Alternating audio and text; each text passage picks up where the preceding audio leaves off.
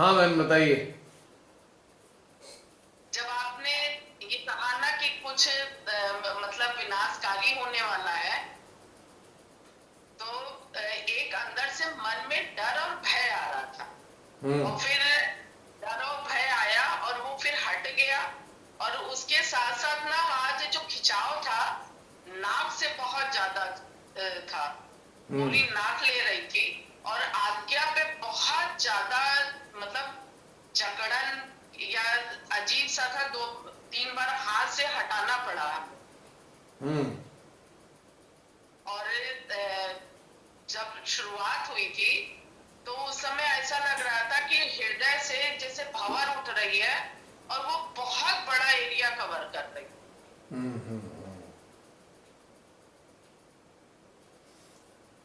Actual में क्या था कि ये जो खिंचाव आज्ञा पे आया ना, वो था आपकी जो धारणाएं थी, धारणाएं वो आज हटनी थी। जो भी धारणाएं आपके जीवन में रहती होंगी संसार के लिए या अपने लिए वटेवर, तो वो बाहर निकलनी थी, खाली होना था।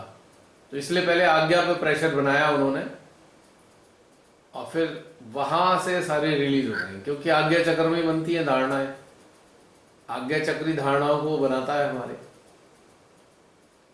स्मृति, स्मृति और विकल्प मिलकर धारणाएं बनाते हैं। ध्यान दीजिएगा, दोबारा बात को बताना चाह रहा हूं। हमारी स्मृति हमारे बाएं आज्ञा में मौजूद है, और दायां आज्ञा स्मृति के ऊपर विकल्प देता है। तो ये दोनों मिलकर धारणाओं का निर्माण करते हैं। Notions, notions use to created by both the Ajna chakra. Left आज्ञा और राइट आज्ञा मिलकर नोशंस क्रिएट करते हैं, धारणाएं। तो धारणाएं हमारी बाधक हो जाती हैं। जो भी हम धारणाएं बना लेते हैं वो बाधक बन जाती हैं। तो आज धारणाओं के समापन समारोह था, निकल गई आपके लिए। क्योंकि कहीं ना कहीं हमारे अंदर घटनाक्रम सामूहिकता के साथ जो जुड़े होते हैं वो तो ठीक ही है, लेकिन व्यक्तिगत स्तर पे भी हमारे अंदर बहुत सारी चीजें छट रही होती हैं। हम सब कहीं ना कहीं सामूहिक होकर भी एक इंडिविजुअल तो है ही ना। तो इंडिविजुअल लेवल पे हमारी कुछ धारणाएं होती हैं, वो कभी हमें बाधित करती हैं तो कभी हमारे को रास्ता भी देती हैं, हटती हैं। तो धारणाएं जब हटती हैं तो इस प्रकार का घटनाक्रम होता है जो आपको अभी महसूस हुआ।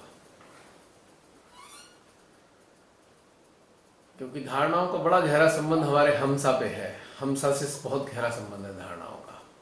हमसा को अवरुद्ध करती हैं धारणाएं, तो सबसे ज्यादा दबाव हमसा पे ही आता है।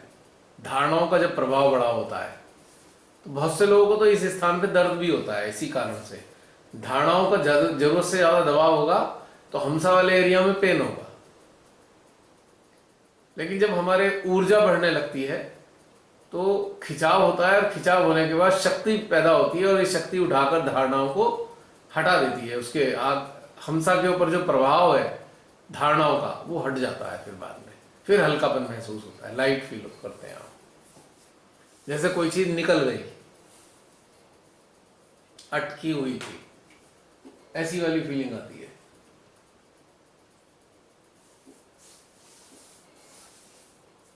तो ये है आज बात। जितना बोल रहे थे तो बीच बीच में डर सा बहुत ज्यादा लग रहा था, भय वाला। अब क्या बताऊं, और उसे मेरी मेरी चेतना उसको महसूस कर रही थी, उस सारी चीजों को। तो डर तो लगेगा। अब ये मेरे मन से तो आ नहीं रहा, मेरी चेतना महसूस कर पा रही है उन घटनाक्रमों को, तो वैसे ही प्रकट होगा जैसा अनुभव होगा।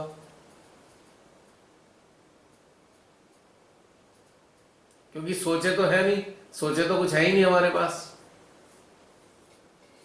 आभास है, सोचे नहीं है। और आज भैया शायद पहली बार आप जो बोलते गए तो एक तुकबंदी की तरीके से पूरा निकलता चला गया। हाँ, कोई बना मतलब तो नहीं फ्लो सकता। आ रहा था। ये तुकबंदी इंस्टेंट तो कोई बना नहीं सकता। हाँ, सोच सोच के जरूर लिख बिल्कुल सकता है कई वो घंटों आता था। में। कहीं ना और कहीं से। एक चीज भैया और बताएं, जैसे आप बोल रहे थे तो मेरा मन भी, जैसे आपने एक लाइन बोली और उसके बाद मेरा मन भी वही बोल रहा था। हम्म। रिपीट। ये जो आप बोलने जा रहे थे कि एक लाइन बोली और दूसरी लाइन जो बोल रहे थे, हम्म। तो मेरे मन से भी वही लाइन निकल गई थी। उसका कारण है ना, उसका कारण ये है कि ऐसी अवस्था में हम सबकी चेतना, हम सबका हृदय, हम सबकी कुंडली, हम सबकी जीवात्मा एक हो जाती है, एकीकृत हो जाती है। तो एक जगह पर अगर कोई चीज प्रस्फुटित होगी तो सबके अंदर वो चीज अधिकतर प्रस्फुटित हो जाती है। ये कारण है। ऐसा होता है जैसे कि सेम चीज चल गई अंदर, क्योंकि चेतना तो सामूहिक हो गई ना, एक बन गई ना चेतना, अनेकता से एक हो गई। एकीकृत होने का मतलब क्या होता है कि सारी चेतनाएं जो अलग अलग थी एकीकृत हो गई हैं। तो एक चीज घटित होगी तो सबके अंदर वो चीज आएगी। जैसे बिजली है, बिजली एक कॉलोनी के अंदर एक ही जगह से आ रही है बिजली। अगर एक जगह पर कहीं पे स्पार्क होगा किसी घर में, तो पूरी कॉलोनी के घरों में स्पार्क होगा या फ्लक्चुएशन होगा, क्योंकि एक ही है ना।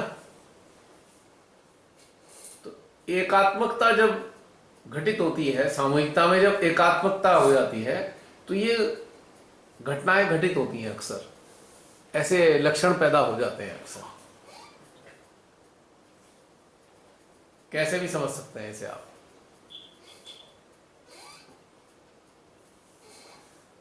तो ऐसे में वो चीज का प्रसारण आता है जो कॉमन फैक्टर्स होते हैं, सबकी चेतनाओं के जो कॉमन फैक्टर्स हैं, सबके हृदयों के जो कॉमन एक संवाद है, वो प्रकट हो जाता है इस तरीके से। या ये कहें कि सबके हृदयों में एक फीडिंग भी होती है, इसे फीडिंग भी कह सकते हैं। किसी माध्यम के हृदय से जो प्रस्फुटित हो रहा है वो फीड हो रहा है हृदयों में, ट्रांसफर हो रहा है, ऐसा भी कह सकते हैं। जैसे वाईफाई सिस्टम है, मान लीजिए मैं अपने मोबाइल के वाईफाई को से आपकी मदद करना चाहूँ तो मैं अपने यहाँ का हॉट स्पॉट ऑन कर लूँगा, तो वो जो हॉट स्पॉट होगा वो आपको वाईफाई दे देगा, भले ही आपके पास वाईफाई की फैसिलिटी ना हो, लेकिन मेरे मोबाइल से वाईफाई आपको मिल जाएगा। ये फैसिलिटीज मोबाइल में होती है। तो माध्यम का भी एक यही काम होता है, जिस हॉट स्पॉट भी बन सकता है माध्यम, मोबाइल की तरह। तो जो नेटवर्किंग हो रही है एक माध्यम के माध्यम से, वो आप सबके अंदर भी होगी। संचार, संवाद का संचार, संदेश का संचार, ये संभव है। और बताइए, चलिए। धीरे धीरे हो आप गया सब लोग भैया। समझेंगे आने वाले टाइम में। जी। हो गया भैया। हो गया। चलिए, और कोई, जी। और जय कोई श्री माता बताना दी। चाहेंगे? जय श्री माता जी।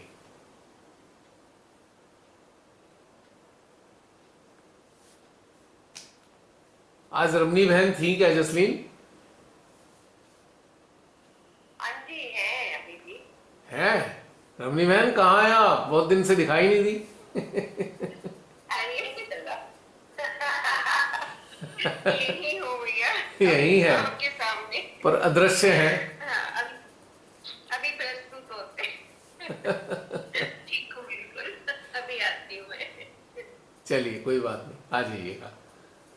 मुस्कान ने जो बोला ना कि 6 महीने पहले जो चीजें हुई, वीडियो आ रहा है वो आज के टाइम के लिए एग्जैक्ट चल रहा है। जो भी लास्ट मेडिटेशन का वीडियो था उसमें मतलब हम लोग वो कर रहे हैं, इमोशनल बॉन्डिंग से फ्री हो रहे हैं, सारी कंडीशनिंग से।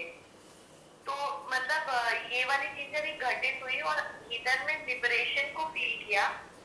और एक आध दो सहयोगियों से बात हुई थी जो ध्यान में ही जुड़े हुए हैं या इस वाले प्लेटफॉर्म में, तो उन्होंने भी यही फील किया कि हमारे जो अंदर के बंधन है ना, इमोशनल अटैचमेंट से जो सटल फॉर्म में भी थे वो हट रहे हैं। और हम और एकदम से फ्री हो गए। और फिर आपने जो एक बात कही थी कि हम साथ तो चल रहे हैं पर अकेले हैं, तो ये वाली जो फीलिंग थी सभी में कॉमन थी। कोइंसिडेंस ये था कि जो मेडिटेशन हुआ 6 महीने पहले का, जो यूट्यूब पे अपलोड हुआ, वो वाला जो स्टेटस है वो आज हमारी स्थिति में प्रस्फुटित हुआ है, मतलब स्प्राउट हुआ। घटित हुआ। अभी वो एस्टैब्लिश तो नहीं हुए, बट इट्स वेरी ब्यूटीफुल। तो पहले मैं बहुत कलप रही थी, अगस्त में मेरे से कुछ हो नहीं रहा, मतलब I was giving up internally कि मैं कुछ कर नहीं पा रही हूँ, हो नहीं रही है मेरे से मेडिटेशन। और फिर जब ये चीजें कॉमन मैच हुई तो बहुत अच्छा लगा कि हाँ ये हो रहा है। और अभी इस सेशन के दौरान बात करते करते एक चीज महसूस हुई, जो समाज है या आज का जो समय चल रहा है, हम तो मैंने जैसे अपनी लाइफ में, मैं अपने से कोरिलेट करती हूँ, मेरी लाइफ में बेटर हो रही है चीजें पर्सनल लेवल पे, बट मैं जॉयस नहीं हूँ। I am unsatisfied, but I am not okay, neutral हो गई हूँ मैं। मेरी जगह अगर यही मेरी स्थिति पहले 5 साल पहले होती, मैं बहुत खुश होती, पर मैं न्यूट्रल हो गई हूँ। मतलब मे बी वो एक लूप लव कर रहा है। और सेकेंड है, जैसे लोगों को देख के ऐसा लग रहा है कि सारे ना पिक्चर देखने बैठे हुए हैं, उन्हें बड़ा मजा आ रहा है।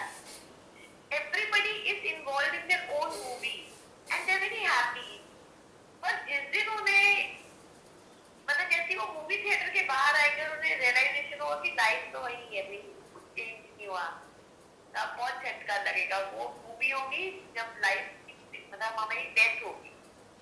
मुझे एकदम से ये वाला और रिलेशन आया अंदर से कि सारे पिक्चर देखने बैठे हैं, सब ठीक हो जाएगा, सब अच्छा है, कुछ नहीं होना, सब चलेगा।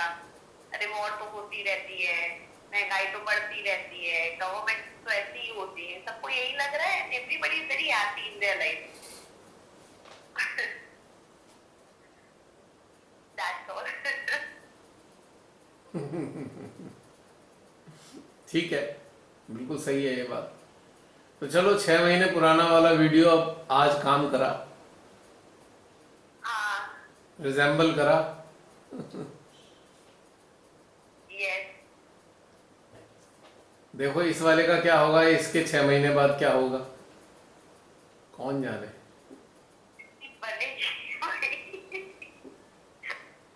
ये वो हो गया। कौन जाने, हम रहे ना रहे 6 महीने बाद, क्या पता। ये भी है। हालात ऐसे हैं, कौन कब ना रहे मालूम नहीं।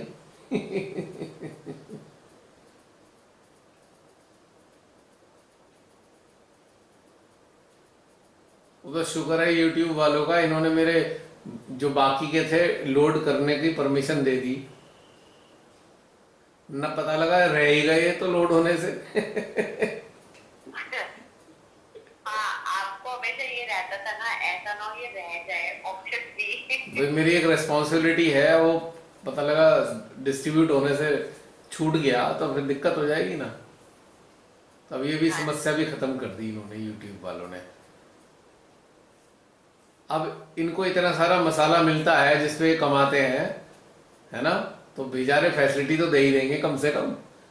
भाई मैं इनसे 10 पैसे तो लेता नहीं, तो कम से कम फैसिलिटी दे दी इन्होंने, अच्छा करा इन्होंने ये करके। अब इनको क्या पता इस चीज की वैल्यू, इन्हें तो पता लगता है वीडियो है अपलोड हुआ है जिसपे एडवर्टीजमेंट चलाएंगे ये, है ना, तो इनके एडवर्टीजमेंट से इन्हें तो फायदा हो ही रहा है ना। हाँ, और मेरे वीडियो के कारण इन्हें फायदा हो रहा है, तो बेचारे नैतिक रूप से इन्होंने सोचा होगा चलो भाई इसको फैसिलिटी दे दो। पहले 10 वीडियो से ऊपर अपलोड नहीं होने देते थे, फिर 20 करा इन्होंने, अब तो सारे ही कर देते हैं, जितने चाहे कर लो अब प्री अपलोड। तो इन्होंने बेचारों ने सोचा होगा चलो भाई ये हमें तंग तो करता नहीं है, चलो इसे फैसिलिटी दे दो, he is not interested in money at all.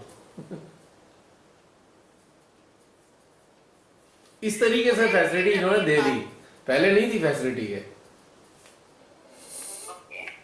मुझे याद है जब मैंने शुरू में जोड़ा था इसे, तो ये मुश्किल से 20 मिनट से ज्यादा परमिशन नहीं देते थे, 20 मिनट से ऊपर के वीडियो को लोड नहीं होने देते थे। फिर मैंने करा तो तब भी मेरा उसमें जो वीडियोस थे, मेरी कैटेगरी नॉन प्रॉफिट थी। तो नॉन प्रॉफिट में जब मैंने और वीडियो डाले तो इन्होंने मुझे वो भी परमिट कर दी कि अब लंबे वीडियो भी डाल सकते हो। तो इन्होंने कोऑपरेट किया मेरे को। अगर हम YouTube से 10 पैसे भी नहीं कमाते हैं तो फिर YouTube भी हमारे को कोऑपरेट करता है, इसमें कोई शक नहीं है। कई बार ऐसा भी हुआ YouTube में गाने हमने जो रिकॉर्डिंग की है, कहीं गाना चल रहा है, कहीं भजन चल रहा है, तो कॉपीराइट का उसमें आया हुआ है नोटिफिकेशन। पर कॉपीराइट मेरे पे एप्लीकेबल इसलिए नहीं है क्योंकि मैं इससे तो पैसे लेता ही नहीं, तो उन्होंने वो भी अलाउ कर दिया, वरना वो वीडियो ब्लॉक कर देते हैं जो कॉपीराइट वाला होता है। या फिर वो क्या करते हैं, उसके ऊपर जो एडवर्टीजमेंट होता है, जिसका वो गाना होता है, उसको पैसे देते हैं। ये दो ही चीज करते हैं, या तो ब्लॉक कर देंगे या पैसे उसे देंगे। हमारे को दोनों ही चीजों से कोई लेना देना नहीं है, तो कोऑपरेट कर देते हैं भाई ये। मैं तो इनका थैंकफुल हूँ। I am really thankful to YouTube कि वो वीडियोस को लोड करने देते हैं एडवांस में। अब तो सारे वीडियो अपलोड करने देते हैं। मैं भी जिम्मेदारी समझ के 1-2 दिन में कर ही देता हूँ। आज सेशन हुआ है भैया, कल परसों तक कर दो इसे, पता नहीं कौन सा परमाणु बम आके गिर जाए।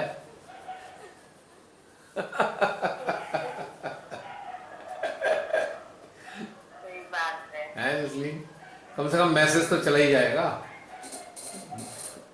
इन परमाणु बमों से यूट्यूब पे तो कोई फर्क पड़ने वाला है नहीं। इनकी तो सेटअप ऐसा होता है ना, जो भी प्रोसेसिंग है इतनी सिक्योर होती है ना, इतनी सिक्योर होती है। ये वॉल्ट होते हैं स्पेशल, जहां पे किसी भी रेडिएशन का फर्क नहीं पड़ने वाला। बड़ा जबरदस्त अरेंजमेंट होता है सेफ्टी का। जहां से भी ये, जिस तरीके से भी ये मैनेज करते होंगे, स्टोर है जो भी, बहुत जबरदस्त सिक्योरिटी होती है। वॉल्ट होते हैं बाकायदा कि उसमें कोई किसी चीज का असर नहीं होने वाला।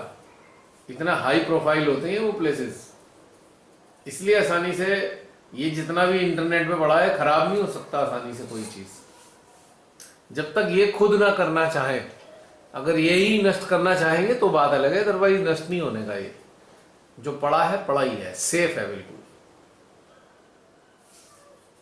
मुझे पता नहीं है, मेरे को जानकारी एबीसीडी भी नहीं है इस चीज की, पर ये वाली बात भी मेरे अंदर से ही आ रही है। मुझे नहीं पता इसका मैकेनिज्म किस प्रकार से होगा, पर मेरे अंदर आ रहा है स्पेशल होता होगा ये कोई वॉल्ट, और ये इतनी आसानी से कोई खराब नहीं कर सकता इसे। हृदय कह रहा है ये बात, मुझे नहीं मालूम। अब ये तो जो इसमें काम करते हैं वही बता सकते हैं किस तरीके से सेफ्टी होती है इनकी।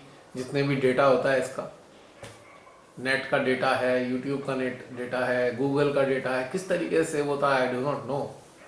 पर मुझे एक बात एश्योरेंस है कि बहुत सॉलिड तरीके से इसका सेफ्टी होती होगी, क्योंकि ये सब तो इन्होंने पहले ही सोचा होगा ना कि ये सब हो सकता है।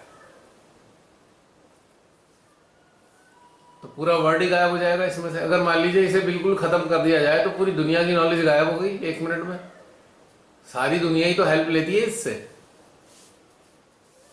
भाई। नेट से तो सारे एक्सेस है, पूरा वर्ल्ड आज नेट पे ही चल रहा है। एलन मस्क के अकेले के 2000 सैटेलाइट हैं, एलन मस्क के अकेले के, और पूरी दुनिया के मिलाकर 2100 सैटेलाइट है। सोचो जरा, पूरी दुनिया के सैटेलाइट सारे देशों के तो 2100-2200, और एलन मस्क के अकेले के पर्सनल 2000। है नहीं इंटरेस्टिंग बात?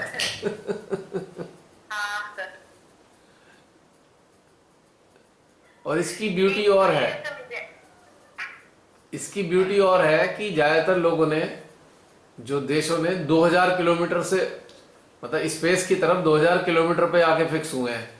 और एलन मस्क की खासियत क्या है, इसने मात्र 550 किलोमीटर पे अपने सारे टिका दिए। पता नहीं कौन सी टेक्नोलॉजी यूज की है इसने। ये एक इसकी विशेषता है कि इतनी कम हाइट पे टिका रखे हैं इसने। कौन सी टेक्नोलॉजी लगाई होगी भगवान ही जाने। चलो अब ये वाली बातें नहीं करते, ये तो सारे लोग, बहुत से लोग जानते होंगे, पर मुझे आया तो मैं बता दूं इस बारे में। हाँ तो अब पता नहीं, ये तो सिमाता ही जाने क्या करना है क्या नहीं करना। किसका कल्याण करना है, किसको डुबोना है, तो परमेश्वर ही जाने। तो रमनी बहन आ गई क्या? एक क्वेश्चन मुझे पूछना था। बोलो बोलो। आपने जैसे अभी बोला था कि जो करना है कर लो। हाँ हाँ हाँ। ये नहीं कि दोबारा से लिप्त हो जाओ।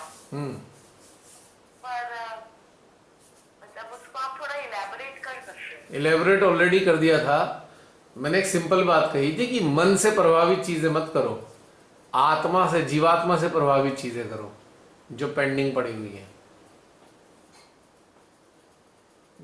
सरल भाषा में कहें कि हृदय जो प्रेरणा दे रहा है वो करो, मन की मत सुनो। और डिटैच वे में करना है, मतलब डिटैचमेंट के साथ। ऐसा ना हो कि मन की कुछ फाइलें पड़ी हैं उसमें चेप हो गए, फिर तो मुसीबत आ जाएगी। ऐसा होता है, बहुत सी चीजें ऐसी होती है। जैसे मेरे अंदर आ रहा है, उदाहरण दे रहा हूं, जैसे मेरे अंदर आ रहा है अरे एक चक्कर पहाड़ों का लगा के आ जाऊं। अब ये मन की कहानी तो है नहीं। मन कभी भी पहाड़ों की बात नहीं करेगा, ये नेचर की बात नहीं करता मन। तो अब मेरे को लग रहा है नहीं, अच्छा 2 महीने बाद चला जाऊंगा, 1 महीने बाद, तो अभी आज हो आओ, आगे का पता नहीं, पहाड़ी टूट के गिर जाए वहां पे। ऐसी वाली चीज उदाहरण दिया है मैंने। नेचर ओरिएंटेड चीजें, ट्रुथ ओरिएंटेड चीजें, nature oriented, truth oriented, humanity oriented, true true जो आपकी एक रिक्वायरमेंट है, जेन्यून रिक्वायरमेंट, उससे संबंधित। डिजायर की बात नहीं कर रहा हूं मैं रिक्वायरमेंट की बात कर रहा हूं। अगर आपको फ्रिज की आवश्यकता है, जेन्यूनली है, तो खरीद लो। ये वाली कहानी, मतलब सिंपल सी बात बताई है मैंने। जो हार्ट ओरिएंटेड इंस्पिरेशंस हैं, फुलफिल इट, वरना सफर करोगे, फिर सोचते ही रह जाओगे। यही अंडरस्टैंड करना था। हाँ बहुत अच्छे से आपने बताया। हाँ, माइंड नहीं, माइंड तो आपको एक और जाल में उलझा देगा। नेचर से रिलेटेड होता है कि हाँ ये कर ले, या हमें इजी हो गया ना जज करना पैरामीटर। अब जैसे कि तुम्हारे अंदर एक इंटेंस डिजायर पैदा, इंटेंस इंस्पिरेशन आई, मुझे स्कूल छोड़ना है। नौकरी थी नहीं, पैसे का कोई अरेंजमेंट नहीं तुम्हारे पास। सुनो, तुम्हारे पास पैसे का कोई अरेंजमेंट नहीं है, खर्चा कैसे चलेगा ये भी नहीं पता, पर इंटेंसिटी क्या थी, हार्ट से आई कि छोड़ना है, जॉब छोड़ दिया। तो ये वाली जो इंटेंसिटीज होती हैं, वी शुड रिस्पेक्ट देम। यहां मतलब है मेरा इस चीज से, क्योंकि वो आपकी आपकी सोल के खिलाफ जा रही थी चीजें, सोल को पीड़ा हो रही थी, तो छोड़ दिया। जबकि कोई हाथ में पैसे नहीं, कोई सुनिश्चित नहीं भविष्य, कहां से खर्चा होगा ये भी नहीं पता, कुछ मिलेगा पैसा ये भी नहीं पता, कमाओगे नहीं कमाओगे नहीं पता, नौकरी मिलेगी नहीं मिलेगी ये भी नहीं पता। तो ये जो प्योरिटी है, प्योरिटी ऑफ इंस्पिरेशन, इसको मैं कहता हूं purity of inspiration, we should follow that. और इस प्योरिटी को इम्प्योर बनाने के लिए माइंड इन्फ्लुएंस करे। अरे नौकरी तो है नहीं, पहले कैसे छोड़ दोगे, ये माइंड कैसे इन्फ्लुएंस कर रहा है, अरे अभी तो नौकरी तो कर लो कोई, तब छोड़ देना, कोई पक्की तो कर लो, ये माइंड कह रहा है। तो ये इम्प्योरिटी बना रहा है, इम्प्योर कर रहा है आपकी इंटेंसिटी को। ये तीसरी चीज हमें ये भी गौर करनी होगी कि कहीं हमारे अंदर कुछ बैड हैबिट्स तो नहीं है कि उनका प्रभाव से हमारे अंदर आ रहा हो, ये भी गौर करना है। बैड हैबिट्स का मतलब वही होता है जो anti human, anti nature, anti God चीजें हैं, वो बैड हैबिट्स कहलाती है। या कंडीशनिंग ओरिएंटेड हैबिट्स हैं, कंडीशनिंग ओरिएंटेड हैबिट्स हैं, वो भी फॉलो नहीं करनी है। कुछ चीजों को गौर करना होगा। कंडीशनिंग वाला लॉस है ना, बहुत बहुत बड़ा है। मतलब कब आपके सरफेस पे आ जाती है ना कंडीशनिंग, तो आपको अपने साथ बहुत सजग रहना। कंडीशनिंग की एक खासियत है, कंडीशनिंग, कोई भी कंडीशनिंग, सबसे बड़ी पहचान है कंडीशनिंग की, कंडीशनिंग जब भी आएगी जॉय खत्म कर देगी दिल का। जिस चीज में कंडीशनिंग आई और जॉय चला गया तो समझ लो गड़बड़ है, कंडीशनिंग आ गई है। इंस्पिरेशन और कंडीशनिंग में यही अंतर है, इंस्पिरेशन जॉय देगी, उत्साह बढ़ जाएगा आपका, इम्पल्सिस आएंगे, गुड इम्पल्सिस आएंगे। लेकिन कंडीशनिंग की अगर आएगी तो आपका जॉय मर जाएगा पहले ही, फियर पैदा होगा, जॉय मरेगा, फियर पैदा होगा, एंजाइटी बढ़ेगी, बेचैनी बढ़ जाएगी। ये समझ लेना कंडीशनिंग एक्टिव हो गई, आप अनईजी फील करोगे, सफोकेटेड फील करोगे। यहां कंडीशनिंग ने अपना प्रभाव जमाना शुरू कर दिया। इतना बारीक है लेकिन बहुत आसान है समझने के लिए। बहुत सरल उदाहरण बता रहा हूं मैं। ये कंडीशनिंग है कि इंस्पिरेशन है? ये वाला रेपिटेशन हो रहा है, पर यार जब आता है सरफेस पे तो ये होता है, कंफ्यूज हो जाते हैं। कंफ्यूज, आपने ये बात पहले भी बताई है पर हम लोग उसको मैं नहीं कैच कर पा रही हूँ। कंफ्यूज का एक ही कंडीशन है, एक ही कंडीशन होती है कंफ्यूज होने की, जब आपका माइंड हार्ट पर काबिज हो जाए, हार्ट को कंट्रोल में लेगा तब कंफ्यूज होंगे आप, वरना नहीं होने के कंफ्यूज कभी भी। किसी भी चीज में कंफ्यूज अगर हो रहे हो तो 100% आप माइंड ओरिएंटेड हो गए हो। 100% पक्का है ये बात। अगर मैं इसे कहूं 1000%, तो ये बात 1000% भी पक्की है।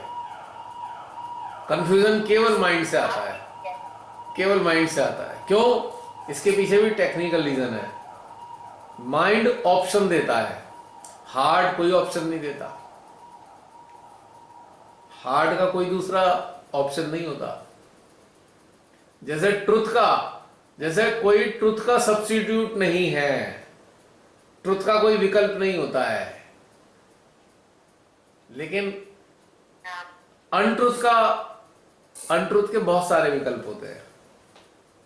ट्रुथ का कोई विकल्प नहीं है, ट्रुथ तो एक ही है। तो हृदय से जो एक इंस्पिरेशन आई है वो एक ही होगी, उसका कोई दूसरा विकल्प नहीं होगा, एक केवल। जैसे तुम्हारे अंदर आई अगस्त में, तुमने जॉब 1 सेकंड में छोड़ दी, इंटेंस है, छोड़ दिया। यहां कोई कंडीशनिंग नहीं थी। कंडीशनिंग धाराशाही हो गई, काम ही नहीं करी। इतनी इंटेंस थी इंस्पिरेशन कि सारी कंडीशनिंग 1 मिनट में फेंक दी गई। लेकिन कई बार इंटेंसिटी इतनी हाई नहीं होती है तो आपके ऊपर सर पे वो चढ़ जाता है, माइंड चढ़ जाता है आपके ऊपर। यही वाला माइंड से बचना है, माइंड से बचना है।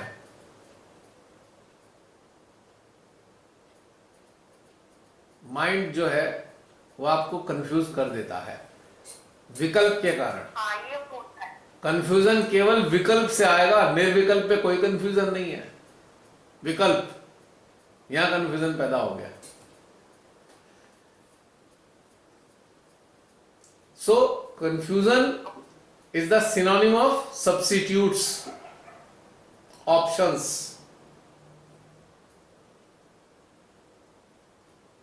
जो आपने इंटेंसिटी की बात की ना, ये वहां पे ज्यादा है कि कंफ्यूजन और इंटेंसिटी का डिफरेंस है। आपके अंदर हाई इंटेंसिटी है या लो इंटेंसिटी है, बट वो है कि आपको गेज करना है। लो इंटेंसिटी भी आपकी मतलब आपको उसको भी तवज्जो देना है। अपने आप से कुछ नहीं आता, आप खुद जाते हो। यू योरसेल्फ चूज माइंड और हार्ट। यहां भी फ्रीडम दी है भगवान ने कि माइंड चूज करना है कि heart, this is your description. God का इसमें कोई लेन देन नहीं है। वो हमारी स्वतंत्रता का सम्मान करते हैं, यहां पे नहीं अड़ते। हार्ट चूज करना है कि mind, this is your description. मैं आपकी बात समझ रही हूँ, बट क्योंकि अब हम ट्यून होते जाते हैं ना अपनी हार्ट की इंस्पिरेशन में, बट माइंड तो बीच में पॉप अप करता है। मैं ये नहीं कह रही डिसॉल्व हो गया मेरा। तो वो जो ट्यूनिंग है अपनी हार्ट की एकदम क्लियर सुनने की, वो हमें मतलब अलर्ट रहना है कि ये हार्ट वाला है, ये माइंड वाला नहीं है, या इसको चैनल को चेंज करना है। तो ये कहना चाहती। हाँ, तो इसके इतने सारे लक्षण बता तो दिए मैंने कि दोनों के लक्षण अलग अलग आएंगे। एक में जील फील होगा, एनकरेजमेंट फील होगा, इंपल्सिस फील होंगी, पल्सेशन फील होगा, गुड पल्सेशन, और दूसरी तरफ सफोकेशन होगा, ऑप्शंस होंगे, कंफ्यूजन होगा, बिविल्डरनेस होगी, इधर जाएं कि इधर जाएं, तो ये माइंड शुरू हो गया। इससे ज्यादा और क्लियर क्या बताया जाए? आपने तो बता दिया, हमें अपना होमवर्क करना है। हाँ, लेकिन अगर आपकी अवेयरनेस अच्छे से डेवलप नहीं होगी तो आप कैपेबल नहीं होंगे हार्ट की इंटेंसिटी को फॉलो करने के लिए। तो डेवलप करना होगा, ये कोई पैदाइशी पैदा नहीं होता है, you have to develop, it can be developed.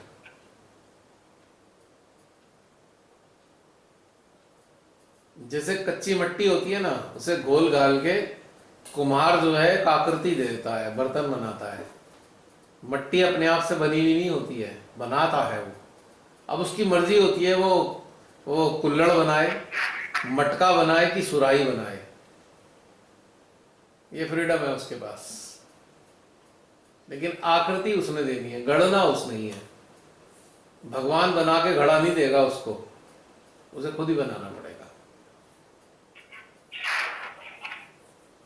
तो ये हमारे हाथ में है कि हम विकल्प की तरफ जाएं कि निर्विकल्प की तरफ जाएं। तो इसलिए इस चीज को कहा था मैंने, भैया कर लो अपने अंदर से जो आ रहा हो, आगे का पता नहीं, मौका मिलेगा नहीं मिलेगा। और दूसरी बात कही थी मैंने कि जीवन को अच्छे से जीना शुरू कर दो, सब चीज एक साइड करके, फालतू की चीजें हटा के अच्छे से जीना शुरू कर दो जीवन को। इसका मतलब ये नहीं है कि माइंड ओरिएंटेड हो जाओ या मन की अपनी निकालनी शुरू कर दो या इच्छाओं के पीछे भागना शुरू कर दो, नहीं। नेचुरल लाइफ जीनी है बस। हो गया क्लियर जसलीन? हाँ जी, थैंक यू। ओके। हाँ शिल्पा बहन, आप सामने आई थी, कुछ कहना है आपने? जय श्री माता जी। जय श्री माता जी। मुझे पूरी सिस्टम में ऐसा लगा, फर्स्ट हाफ तो हो चुका और सेकंड हाफ में जब सागर और उसकी बात हुई तो बहुत ठंडा फीलिंग हुआ सागर पे और बैक आज्ञा पे। और जो कुछ भी करना है उस हिसाब से मुझे ऐसा लगा, जो पीछे मैं 1 महीने से कर रही हूँ कि वॉक पे जाओ अलग अलग पब्लिक प्लेसेस पे और माँ से प्रार्थना करो कि माँ आप जिसको भी आत्म साक्षात्कार देना चाहें आप दे लें, और उनकी माँ कुंडलिनी और आत्मा को माँ के चरणों में छोड़ा और बस इतना ही किया। और ये डर वर और ये सब, मतलब मुझे लगा ये वाली फेज क्रॉस हो गई है। और साक्षी भाव वाली फेज जो शिव तत्व की हमने बात करी, वो जब महाशिवरात्रि आई थी उसके बाद से वो सब चीजें काफी इंटेंस हो गई। जैसे शिव साक्षी रूप में बैठ के शक्ति का खेल देखते हैं, वैसे हमें खेल देखना है। तो उसमें आपकी वो प्रार्थनाओं वाली बात भी काफी सही है कि मतलब ठीक है प्रार्थना है, अब मतलब उतनी वो नहीं है, पर फिर भी मेरी आत्मा की इच्छा थी कि अपन भी जब आए हैं तो ईश्वर ने जो जिम्मेदारी दी है तो मतलब वो जितने ही कार्य किया जाए जितना हो वो माँ की मर्जी। ऐसा ना बहन कि जो हमारी चेतना का स्तर है हमको वैसे ही समझ में आता है, सबको अलग अलग चेतना के स्तर के मुताबिक समझ में आता है। आपकी चेतना में ये वाली चीज है तो आप उसको फॉलो करें, कोई दिक्कत नहीं है।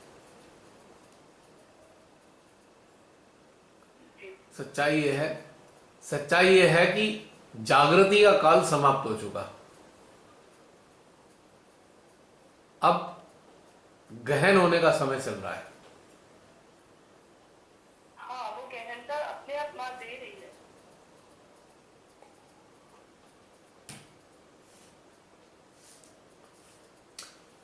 ये मैं आपको थोड़ा सा ठीक करना चाहूंगा इस बात को, मां गहनता नहीं देती,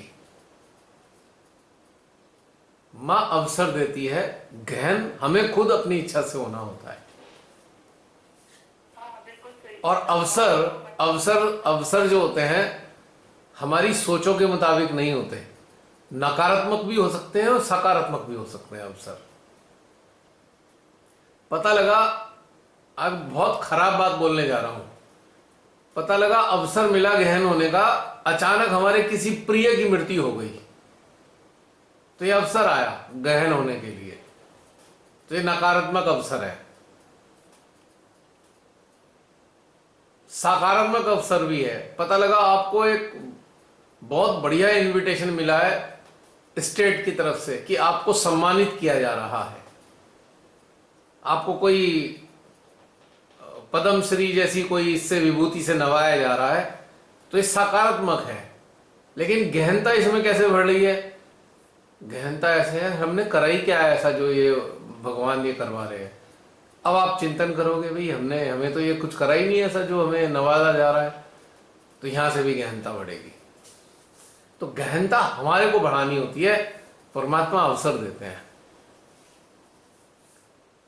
अब ये वाली बातें हमें थोड़ा सा रिफाइंड वे में करनी चाहिए।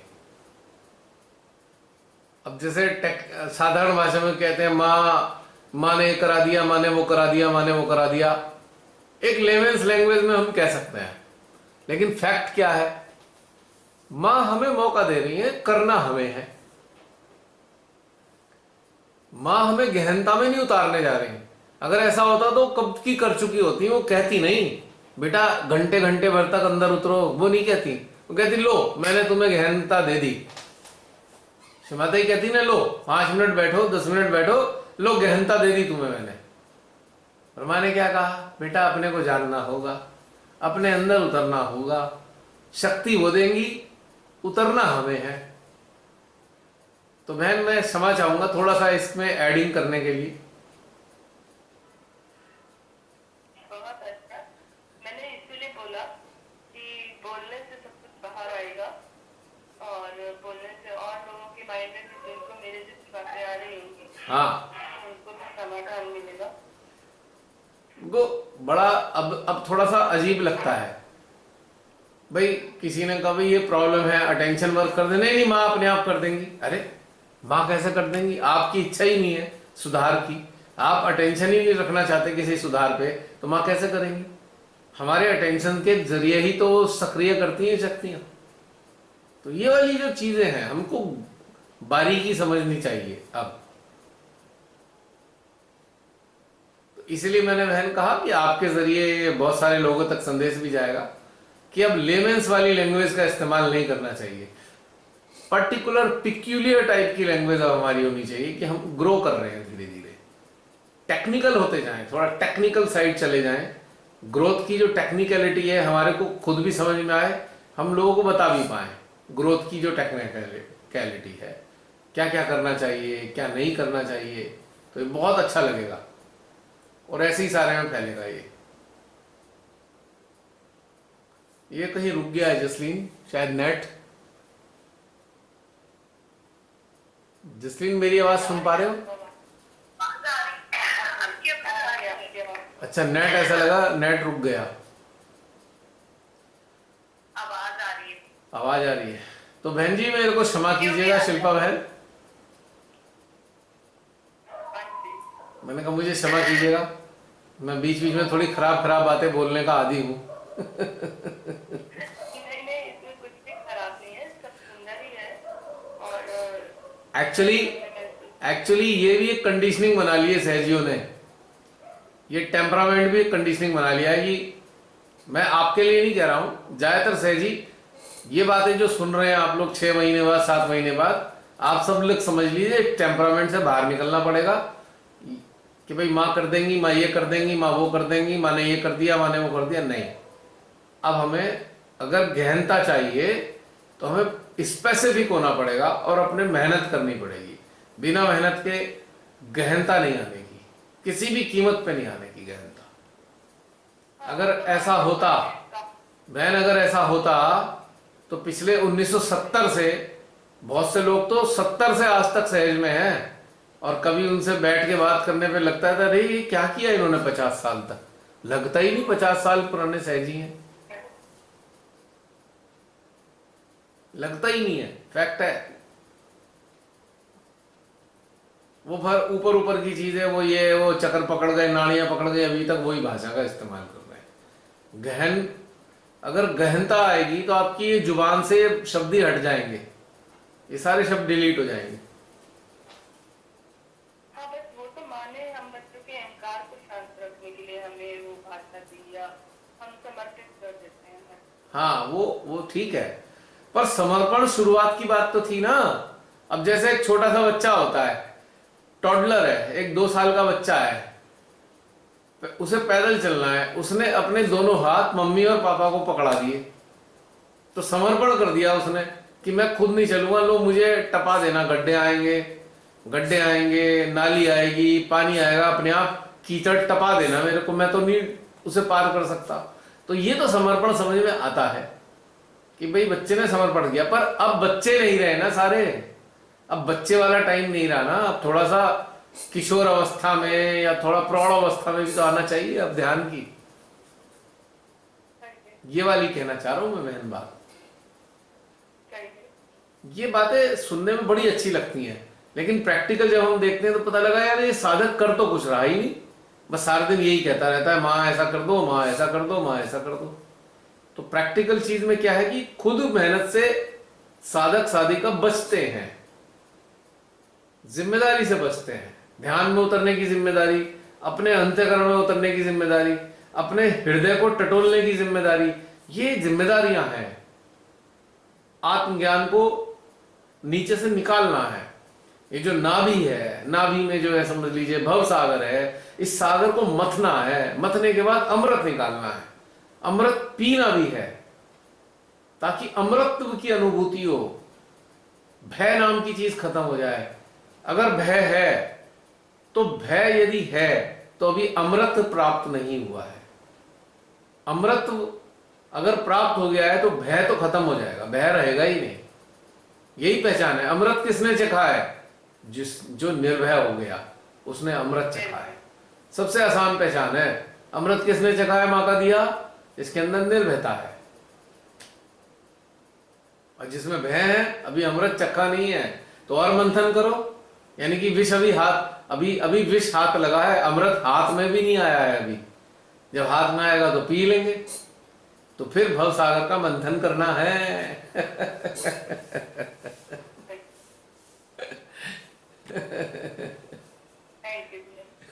आई एम सॉरी मैम, कुछ बातें ऐसी हो जाती हैं, मेरे हाथ पे नहीं है, पर आपके जरिए ये चीज आनी होंगी सबके सामने। अगर आप ये बातें ना करते तो ये सारी बातें भी मेरे से नहीं आती, निश्चित रूप से,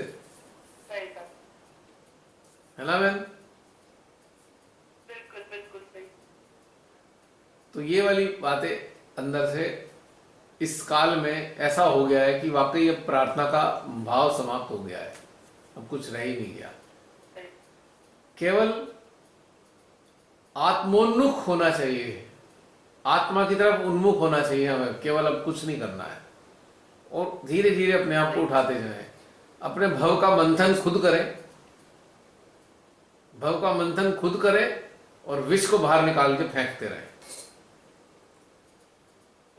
पहले जमाने में तो माइथोलॉजिकली देवी देवताओं ने और राक्षसों ने किया था, अब यहां पे दोनों ही काम हमें करने हैं।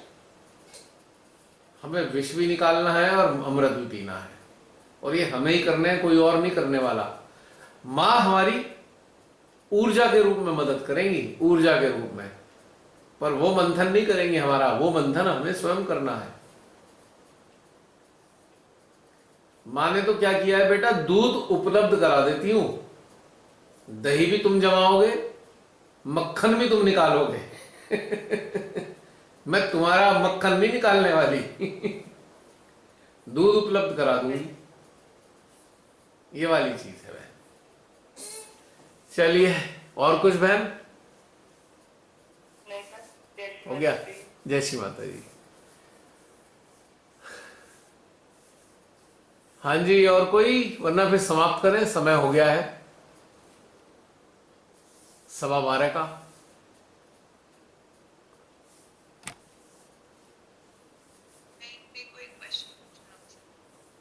हाँ जी, जो आप जी आवाज आ रही है?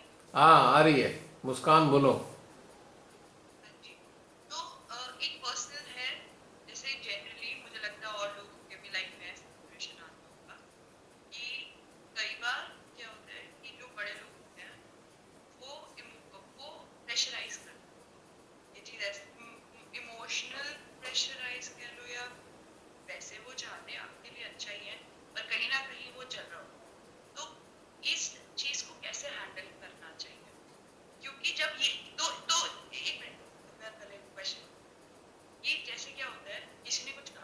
है कि ठीक नहीं है, और आपके अंदर से आ रहा है कि इसको जवाब दो। पर वहां पे क्या होता है कि ये बड़े हैं, अगर आपने जवाब दिया तो वो संघर्ष चलना शुरू हो जाता है। सुनो, यहाँ पे क्या इस बात के लिए मैं कुछ नहीं बताने जा रहा। You have to handle yourself. I am not going to tell you, because यही तो अभी बोल रहा था मैं, खुद ही तो अंदर घुस के जानना होगा, यहां नहीं बताने वाला मैं। वरना कारण क्यों है, ना बताने का कारण क्या है, हर एक के घर की परिस्थितियां डिफरेंट होती हैं। तो मेरी सलाह पारिवारिक मामलों में काम नहीं आ सकती। कई बार ऐसा है नहीं काम आई आपके, क्योंकि आपके हालात अलग हैं, मेरी बातें अलग हो सकती हैं, तो सूट ना करें। अगर मैंने कुछ भी बोल दिया और आप ना कर पाए तो आपके अंदर गिल्ट आएगा, और आपने मेरे हिसाब से कर दिया, अगर आपने मेरे हिसाब से कर दिया और आपके हालात ऐसे नहीं है तो भी उल्टा हो जाएगा। तो इसलिए इस विषय पे नो। स्पिरिचुअल लेवल पे पूछ सकते हो कोई भी बात ध्यान से संबंधित। चलो इसको अगर हटा दिया जाए, वैसे ही जब आज के भी जो वर्कशॉप में बात हुई थी उसमें बोला गया था कि भगवान जी जो है उनके अंदर दो इमोशन होते हैं, एक होता है एक खुशी होती है और एक गुस्सा होता है, उसमें आक्रोश नहीं होता। तो आक्रोश होना क्या गलत होता है? आक्रोश जो है वो मनुष्यों को दे दिया उन्होंने। आक्रोश होना गलत नहीं है, आक्रोश होना गलत नहीं है, लेकिन मेरे अंदर से आक्रोश होना गलत नहीं है, लेकिन आक्रोश रहना गलत हो जाता है। वो आपके नर्वस सिस्टम को डिस्ट्रॉय कर देता है। आक्रोश रहता है अगर लगातार, आक्रोशित हो गए कोई बात नहीं, हो गए, निकाल लिया आपने, लेकिन अगर रख लिया उसे उठा के एफडी की तरह, तो उस पर इंटरेस्ट भी फिर ऐसा मिलता है कि आप अंदर अंदर अंदर अंदर बेकार हो जाते हो। अब आक्रोश आया क्यों है, भगवान क्यों नहीं आक्रोश रखते? क्योंकि वो तो आर पार कर देते हैं 1 मिनट में। मनुष्य क्या करेगा, आक्रोश तो आ रहा है पर ये तो मेरे से ताकतवर है, इसके सामने निकाल तो नहीं सकता मैं, अंदर रख लिया उसने। पर उसने अपना नुकसान कर लिया। अब पता लगा बैक आज्ञा का बेड़ा गर्क हो गया। अब आक्रोश है, आपने रखा हुआ है, तो आप चाहकर भी किसी को क्षमा नहीं कर पाओगे, क्षमा निकलेगी नहीं अंदर से, क्योंकि आक्रोश भरा हुआ है, ना निकाल पाए और ना झेल पाए। तो बैक आज्ञा गया। अब बैक आज्ञा को बढ़िया करने के लिए क्या है कि आक्रोश 0 हो जाना चाहिए। और 0 कब होगा, या तो एनर्जाइज करो बैक आज्ञा को, या समाधान में आओ, एक बार जाके फुल सुना दो, आर पार एकदम खत्म, तो हो गया, आक्रोश बाहर हो गया। फिर तो मतलब ये है कि अगर आक्रोश आ रहा है उसकी वजह से गिल्ट नहीं होना चाहिए, उसी वक्त निकाल दो, अपने पास नहीं रखना। अपने पास रखोगे रखा तो आक्रोश, अगर आपने आक्रोश रखा तो आपका नर्वस सिस्टम वीक हो जाएगा, क्योंकि उसका बुरा असर आपके ऊपर ही आना है, किसी और पे नहीं आना। तो हम अपने ही आक्रोश से अटैच हो जाएंगे, अपने ही आक्रोश के शिकार हो जाएंगे, अटैच नहीं होंगे। अटैच नहीं, वो बहुत भारी रहता है। सही है। We will become the victim of our own आक्रोश retaliation. We will suffer a lot.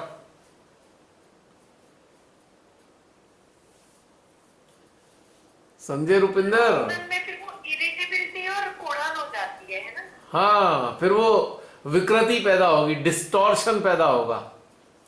अगर आपने आक्रोश की एफडी अपने बैक आज्ञा में करा दी है, तो धीरे धीरे आपके अंदर डिस्टॉर्शन आता चला जाएगा, डिस्टॉर्टेड थॉट होंगे, इम्बैलेंस आएगा, आप नॉर्मली फील नहीं करोगे कभी भी, हर चीज में शंकाग्रस्त हो जाओगे, अपने ऊपर भी विश्वास नहीं रहेगा, हैं? इंटरेस्ट लगना शुरू हो जाएगा सब चीज में। क्या हो जाएगा? इंटरेस्ट लगना, समझ में नहीं आ रही, क्या बोला? इंटरेस्ट लग जाएगा। हाँ, और फिर क्या होगा, दीमक लग जाएगी सिस्टम में। और दीमक लगने के बाद क्या होता है आप सब जानते ही हैं। एक्चुअली आक्रोश जब सप्रेशन में आता है तो वही तो सफोकेशन क्रिएट करता है, और सफोकेशन से फिर हम अपने से ही दूर होने लगते हैं। जब सफोकेशन बढ़ जाता है तो डिस्टॉर्शन शुरू हो जाता है, विकृति आनी शुरू हो जाती है हमारे मन मस्तिष्क में। अब वो बहुत घातक है। It is very very dangerous. Distortion means विकृति, डिस्टॉर्शन मतलब विकृति। आपका वो जो सप्रेशन है वो बुरे रूप में बाहर आएगा, बहुत भद्दा होगा वो सप्रेशन। आप खुद भी नहीं सामना कर पाओगे, दूसरे भी नहीं कर पाएंगे उसका सामना। और लोग कहेंगे हैं ये कैसा इंसान है, कैसी बातें करता है। वो विकृति होगी। अब इसका विकृति का, डिस्टॉर्शन का सबसे बड़ा भारत के अंदर एग्जाम्पल एक ही आदमी है। सबसे बड़ा मनुष्य भारत का कौन है? बस that person is distorted one, most distorted one. अब सोचो वो हाल क्या कर रहा है सबका। तबाही की तरफ पहुंचा दिया सबको अपने डिस्टॉर्शन के कारण।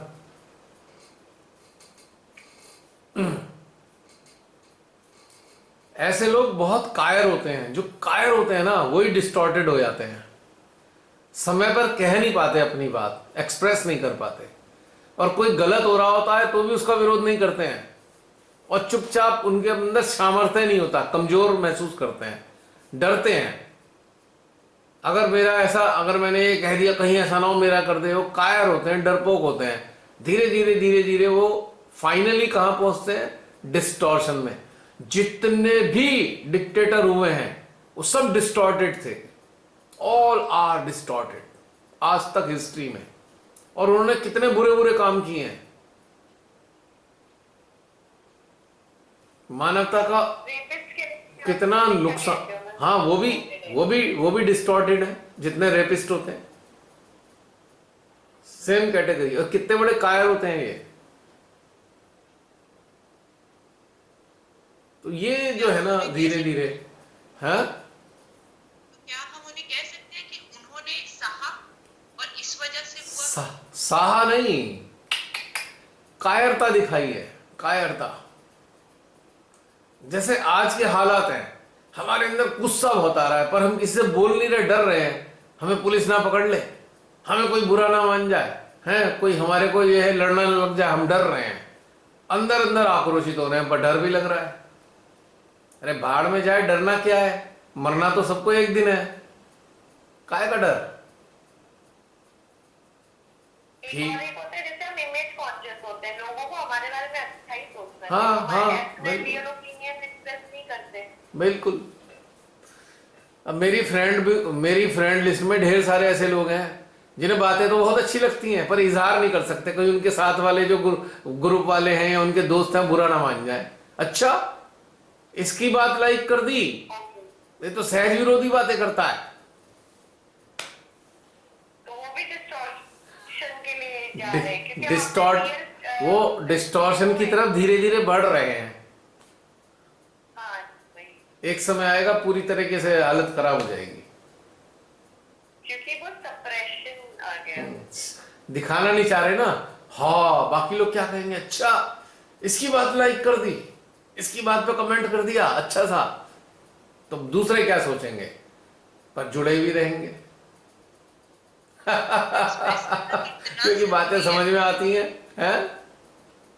एक्सप्रेस करना कितना जरूरी है, जो है वो बाहर निकाल दोगे। इस वजह से है ना कि रखे रखा है आपका रखना ना। बाहर इसलिए निकाल दो कि आप ईश्वर के लिए बाहर निकालो, किसी और के लिए बाहर मत निकालो। You are answerable to God, not to anyone. ठीक है, आप गन नहीं निकाल सकते, आप बाहर जाके लड़ नहीं सकते, कहीं लिख तो सकते हो ना, कहीं सोशल मीडिया पे लिख तो दो गलत हो रहा है ये हमारे देश में या हमारी कम्युनिटी में, तो लिख तो सकते हो। लिख भी नहीं सकते, बोल तो सकते हो किसी से। तो वहां पे छूट मिल जाएगी ईश्वर की निगाह में। और वैसे हम कहलाते हैं सत्य के मार्ग पर चलने वाले, और मुंह से आवाज फूट नहीं रही गलत कामों के लिए, तो फिर क्या फायदा सत्य के मार्ग वालों का? क्या करना सत्य के मार्ग वालों से? क्या लेना देना इस बात से है? आवाज निकल नहीं रही है, डर लगे पड़ा है। शिव माता ही कह चुकी है बेटा चिंता मत कर, हर पल तेरे साथ हूं, पर हमारी घिग्गी बंधी हुई है, नहीं नहीं नहीं नहीं नहीं, ये वो फला फला फला। अब देखो मैं कितनी सारी बातें बोल चुका हूं, पब्लिकली बोल चुका हूं, पब्लिकली लिखता हूं, है भैया। इनके जो दुष्ट लोग हैं इन्हें तो बहुत बुरा लगेगा, भैया मार दो, गोली मार दो, जेल में डाल दो, कोई दिक्कत नहीं, हम तो तब भी बोलेंगे ऐसे ही, हमें तो कोई डर नहीं, क्योंकि हम तुम्हारे लिए आंसरेबल नहीं है, हम उसके लिए आंसरेबल हैं जिसने हमें धरती पे जन्म दिया और जिसने हमें आत्म साक्षात्कार दिया, हम उनके लिए आंसरेबल हैं। हम टटपूंजिए लोगों के लिए आंसरेबल नहीं है। ये दुष्ट हैं तो दुष्ट ही हैं, रहेंगे, मार सकते हैं, कुछ भी कर सकते हैं, बुरे से बुरा कर सकते हैं, तो डरना किस बात का? अगर हमारे क्रांतिवीर डरे होते तो हमारा भारत स्वतंत्र ना होता।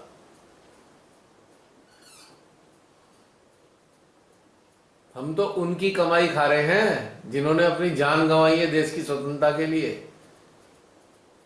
कम से कम इसका लिहाज करके ही दो शब्द बोल देने चाहिए लोगों को। उन शहीदों के नाम पे ही दो शब्द बोल दो अन्याय के खिलाफ। समझने वाली बात है। और हम तो इतने निकम्मे हो गए, हम इतने निकम्मे हो गए कि हम शहीदों को भी लज्जित कर रहे हैं, जिन्होंने अपने खुशी खुशी प्राण गंवाए अपने देश की स्वतंत्र करने के लिए। हम उन्हें भी, उनकी जीवात्माओं को लज्जित कर रहे हैं। उनको कितना अफसोस होता होगा, अरे इन लोगों को बचाने के लिए हमने अपने प्राण दिए। हमने ये सोचकर कि हमारी आगे वाली पीढ़ियां इतनी कायर ना हो, गुलाम ना हो, हमने इनके लिए प्राण दिए। उन्हें कितनी लज्जा महसूस होती होगी उनकी जीवात्माओं को। अब जब और इसकी जगह इनको और कितना अफसोस होता होगा जब ये महामूर्ख, निरे मूर्ख, अंधभक्त देश को डुबोने में लगे हुए हैं, तब उन्हें और कितना अफसोस होता होगा। बताओ कैसे लोगों के लिए हमने इतनी सारी कुर्बानियां दी, कितना दुख लगता होगा उन्हें।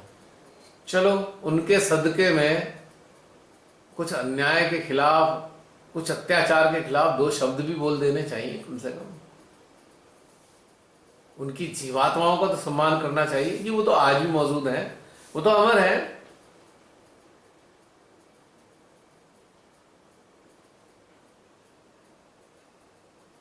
और देखो भारत के अंदर सबसे कम परसेंटेज वाले जो लोग थे, सबसे ज्यादा शहीद वो हुए हैं।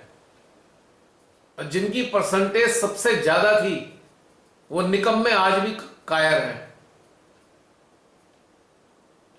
आज भी जी हुजूरी में लगे हुए हैं। ये इंटरेस्टिंग बात है। चलो, लेकिन प्रकृति की शक्तियां इन्हीं बातों से तो कुपित होती है, फिर वो देखती नहीं है, वो तो फिर संहार करती हैं। फिर संहार में तो सारे लोग लपेटे हुए आते हैं उसमें।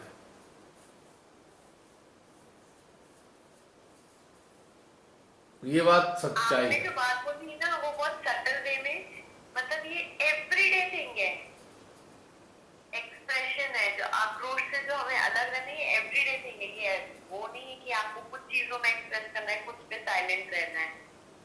You have to be very expressive with what you feel and you have to be very honest with what you feel and speak. Yes,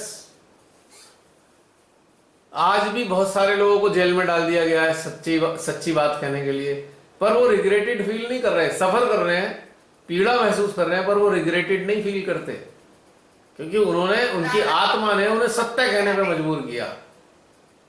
हाँ, जैसे वो स्ट्रॉन्ग बन रहे, जैसे डॉक्टर कफील है, हाँ, स्ट्रॉन्ग हो गए, उन्होंने पॉपुलर हो गए, और वो बहुत वो है, निर्भय है कि मैं को फर्क नहीं पड़ता, जो करना है कर दो, और क्या, जो करना था मैंने किया।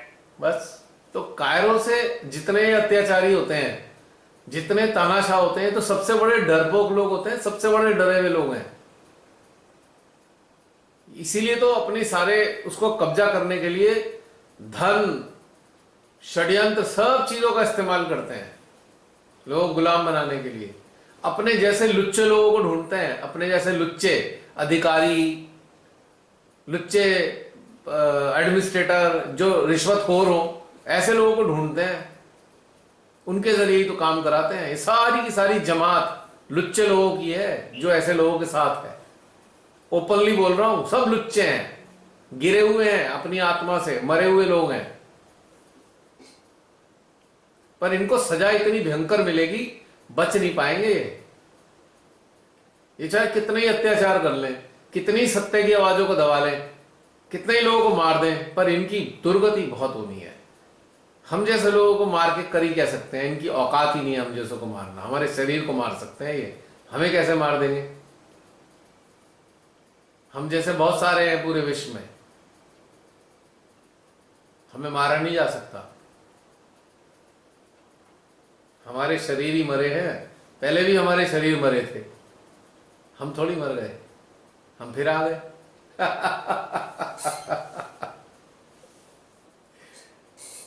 हर काल में हम आएंगे।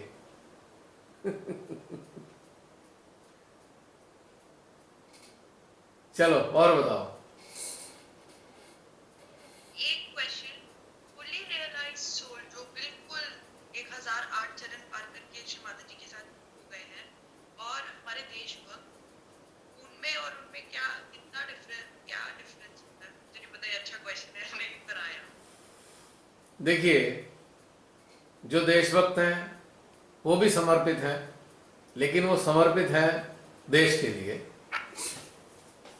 या मानवता के लिए भी समर्पित हो सकते हैं, और वो आम लोगों से तो बहुत ऊंचे दर्जा रखते हैं। ठीक है, हो सकता है उनकी चेतना इतनी उन्नत ना ही हो कि भाई वो मुक्त अवस्था में हो, उनकी चेतनाएं या तो दोबारा जन्म ले चुकी हो अपने मिशन को अकम्प्लिश करने के लिए, या आगे भी लेंगी। लेकिन इवॉल्व्ड पर्सन जो होता है वो डिफरेंट होता है। इवॉल्व्ड का कार्य है एनलाइटनमेंट। वो खाली अपने देश तक सीमित नहीं होता है, वो वैश्विक होता है, विश्व के लिए होता है, वो खाली देश तक सीमित नहीं है। ये डिफरेंस होता है देशभक्त में और फुली एनलाइटन्ड में।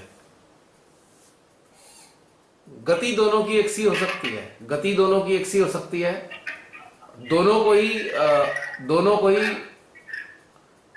तानाशाहों और आताताइयों और अत्याचारियों के द्वारा मारा जा सकता है, दोनों को ही, कोई आश्चर्य की बात नहीं है।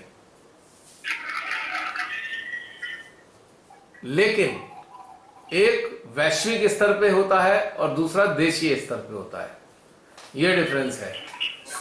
तो समझ में आया मुस्कान? हाँ जी, जी। तो उम्मीद करता हूं ये बात समझ में आ गई होगी। ये कहां पे जसलीन, ये किसके यहाँ इतना शोर हो रहा है? उसे ब्लॉक कर दो ना, म्यूट कर दो।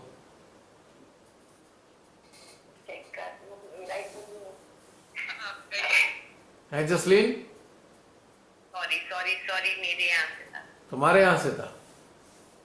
अच्छा, क्या हो गया, गिर गया था? मैंने अनम्यूट नहीं कर दिया था, मैं बात कर रही थी, फिर मैं म्यूट नहीं करी चाहती। अच्छा, ओके ओके, चलो अब समाप्त करते हैं। अरे मैं तो भूल गया था, रमनी बहन ने कुछ कहना था,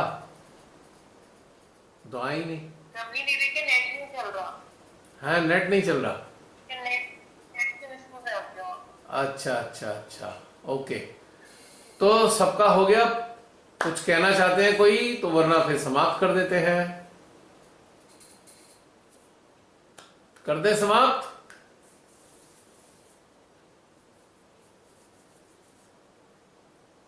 बता दो, कर दे नहीं कर दे?